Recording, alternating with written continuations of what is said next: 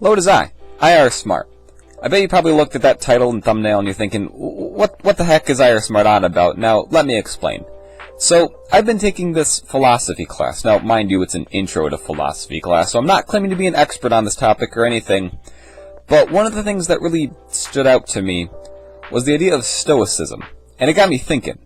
As I do with anything, I immediately thought, how can I apply this to Star Wars? And then I thought about Obi Wan. He's right up there. You see him? He's really cool. And I was starting to think, why is it that everyone likes Obi Wan so much? Why is he such a good character? And obviously not everyone likes him, but he's very popular. And I don't know. I was thinking about it. And I was thinking about Stoicism. And I kind of just put them both together. And I was like, dang. Obi Wan really is a Stoic. So it'd probably be a good time for me to explain what Stoicism is, because a lot of you probably aren't familiar, which is fine. Basically, Stoicism was one of the schools of thought in ancient Greek philosophy. It's one that's still very prevalent today, and you may have heard about it before, but you might not know about it entirely. And I don't either. I'm not like some expert on it, but I know the basics, and I can, enough to explain it to a point. So, what Stoicism really is, you may have an idea in your head of what it is. It commonly gets a bit of a misconception around it, where people think it's immediately just, it's just a guy who's like he's just very tough. He doesn't do anything. He just doesn't move. No, not like that. But he just doesn't show emotion. He's very cold. He's just like that. That's like a Stoic kind of guy. That's what people think of. That's not necessarily what it is. You see, a Stoic is someone who understands that there are things in the world that we can't control. For example, like if my car just doesn't start some morning, I'm like, well, crud, my car didn't start. I had almost no control over that. That's just something that happened to me. Or if like, I stubbed my toe. I guess I could have, I could have some sort of influence on it. I could be more careful next time, but I can't control things. And bigger things like, it rained today. I couldn't control that. Yeah, so that's just, there are things in life that are out of our control. The only thing we really can control in life is how we react to it. So that's the basis of Stoicism. And I think that's why it's so powerful and why it's still prevalent today, because we can apply it to our lives. We can think like, okay, it rained today. Let's use that example. And now our plans are ruined. We had these wonderful plans to go out and have a nice day, and now they're ruined because it rained. So what do? Do we get angry? Do we yell, say, what the heck, this is outrageous? Or do we just say, alright, well, I didn't have any control over it, I guess this is just how it is. Now, obviously, these are smaller examples, but that's a fundamentals of Stoicism for you. It's something I would encourage you to look more into, especially when you get into Epictetus and Marcus Aurelius. Those guys are the two main Stoics that everyone's familiar with. Epictetus was a former slave, and he went through a ton, and Stoicism was how he managed to keep going, essentially. And same with Marcus Aurelius. He was the emperor of Rome at a time, and he was considered one of the greatest, because every morning he would meditate, and he would practice Stoicism, and every day, he would make it through his day through Stoicism. And it's such an interesting thing, and it's something I would very much encourage you to look more into from someone smarter than me, alright? I'm pretty smart about this stuff, but there's so much more to learn about this, and I'm still learning about it. So, yeah, it's something I'd definitely recommend you look into yourself. So, Stoicism. Why do I say that Obi-Wan is a Stoic? What I mean by that is that he really is just such an interesting character. If we look at all the things he went through, his entire life, from the first time we see him in, the originals, he's an older man, he's very wise, he's very calm and collected, but then the originals, not the originals, the prequels, we see him very young. We see him in episode 1 for the first time, he's very young, he's very, he's cracks jokes and all this stuff, he's very all this stuff. So how does he kind of transition over time? And by episode 3, he gets very interesting, with Obi-Wan's character. So, Obi-Wan, I think, has gone through some of the most suffering out of any Star Wars character. And, again, I'd say him and Anakin have gone through similar amounts of suffering. However, the thing is the way that they react to it. We notice that anytime Anakin loses anybody, and he loses a lot of people, his mother, his Padme, and all those things, he eventually turns to the dark side, as we know. He becomes Darth Vader. And so that's because just the way he dealt with his emotions and his circumstances were through anger. We saw this a lot in the Clone Wars. There were a lot of moments where something happened and Anakin just lashed out and was angry and all these things. But Obi-Wan, we always saw as being very calm, and no matter what was happening, he remained calm and controlled his emotions, because he stuck to the Jedi code probably the best out of any Jedi at the time. Obi-Wan would constantly, recite the Jedi Code, I believe. I don't have a source for that. I know I'm sorry, I don't cite my sources in this Star Wars video, but I remember reading it somewhere that Obi-Wan was, very familiar with the Jedi Code. So, yeah, and obviously the Jedi were about, the light side, and not as much as balance, where Stoicism is a lot about balance. So probably a Stoic would probably be more trying to not lean to one side or the other on light side or dark side, but still, Obi-Wan manages to control his emotions in such an interesting way. Let me give you an example. So first of all, the first major loss we see for Obi-Wan in chronological order is when he loses Qui-Gon Jinn. And this is his mentor, his master, and he loses him. And we see him, his reaction, he screams, he's like, oh my gosh. I mean, he lashes out, he slashes Darth Maul in half. And, as the audience, we're like, yay, cool, he defeated the bad guy. But I personally think for Obi-Wan, I think this really haunted him, if I had to say so. It's one of many things that will end up haunting him later in life, but it's just because that moment he lashed out in anger and cut Darth Maul in half, only for Darth Maul to come back and seek revenge later. So that was probably really major shaping for Obi-Wan, the way I see it. And then over time, we see more of how he learns about the Jedi and, becomes more matured. And especially in Episode 2, we see more of this. He's more like the way he is in the later movies, especially. So we see him grow. And then in the Clone Wars, I think is where you see the most of this. In Star Wars: The Clone Wars, it's revealed that he has a very close relationship with Duchess Satine from Mandalore, and they were very close. It's even said that Obi-Wan considered leaving the Jedi Order for her, but he didn't because he was such a devout Jedi, and because that's just how he is. And again, I just got respect for this guy. I absolutely would if I were in the Jedi Order, and Rey, who's also a Jedi. Look, I would leave the Jedi Order for a girl, but Obi-Wan didn't. And that's just a testament to how cool he is. Alright? So basically, yeah, that's, it's just interesting. And then we see Darth Maul, who came back. Darth Maul, Obi-Wan is the reason Darth Maul is so angry at him, because, he chopped him in half, and now he's back for revenge. And then Darth Maul kills Satine. And how do we see Obi-Wan react? We don't see him lash out in anger in the way that Anakin did when his mother was killed. We see him simply just mourn her loss, and he's just calm and he's just sad. Another thing I think is a misconception about Stoics is that they just don't have any emotion whatsoever. But I think it's more about controlling your emotions and not letting, having that self-control, not letting yourself just fall into blind anger.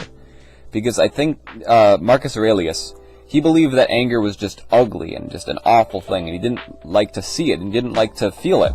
Which is something I can also very much relate to. I obviously, get angry, like, oh, this,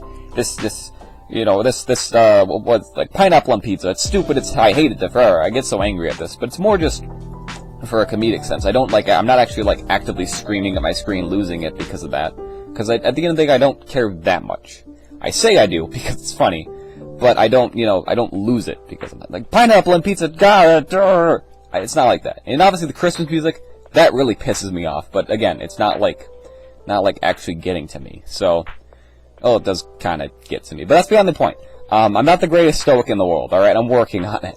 But, anyway, yeah, so Obi-Wan he controls his emotions in such a way that he doesn't just lash out in anger, which again, it would, lead him to the dark side. We never see Obi-Wan fall to the dark side, but if anyone, he probably is the most likely to with all the things he goes through. And next, finally, we have probably the most difficult thing Obi-Wan ever had to go through. Anakin betraying him. Because it's just... the betrayal of a friend is probably one of the worst possible pains you can endure. It's just how it is. Really, though, Anakin's betrayal of Obi-Wan and of the Jedi. Obi-Wan lost all of the Jedi, all of his, friends. That's the only one he really knew. Obviously he knew people outside the Jedi, but still, and then himself, he became an outcast. He was like, crud, all the Jedi are dead, and now I'm hunted by the Empire. What do I do? All of this. And now Anakin, his former apprentice, is now, trying to kill him.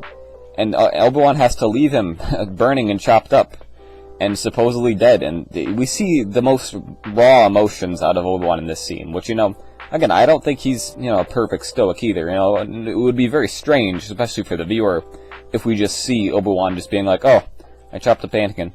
Well, that's just that. So I think it's not, again, we're gonna show emotion eventually, but still, The Stoic is about controlling that emotion, not letting anger get to us, you know. We could have had Obi-Wan in that moment, you know, maybe if the roles were reversed, we definitely would have Anakin, you know, coming up and just chopping Obi-Wan's head off or something, just making sure he gets the final kill. Obi-Wan can't bear to do that. He's not going to act out of anger. He's just like, alright, I've defeated Anakin in battle, I'm going to leave him and let him be. So I think, really, in this moment, we see the most emotion, which you might think is like, oh, he's not that great a Stoic, but I think this might be one of the moments where you see Obi-Wan truly shine. Because even though he just, you know, chopped up, and we're always like, haha, Obi-Wan chopped up Anakin and left him burning, he essentially spared him. You know, we didn't, you know, not really, because, you know, he was all burned and stuff, which is pretty messed up, but he could have gotten the kill. You know, he could have went in for the kill, but he didn't. He showed restraint, and that's just so much, it speaks such volumes about Obi-Wan, is what I'm trying to say. And then we see Obi-Wan go into hiding. You know, we don't really see it, we just know that for 19 years he lived in the desert, alone, you know, just kind of watching over Luke, which hopefully we'll see more of in the Obi-Wan series. And again, I hope they show more of this Stoic side of Obi-Wan as we see him become the wise old man that we see in Episode 4. When we get to Episode 4, again, that's what Obi-Wan is. He's wise, he's calm, he talks about the Force to Luke. And then when we see Obi-Wan's death, again, I think this is such a crucial moment.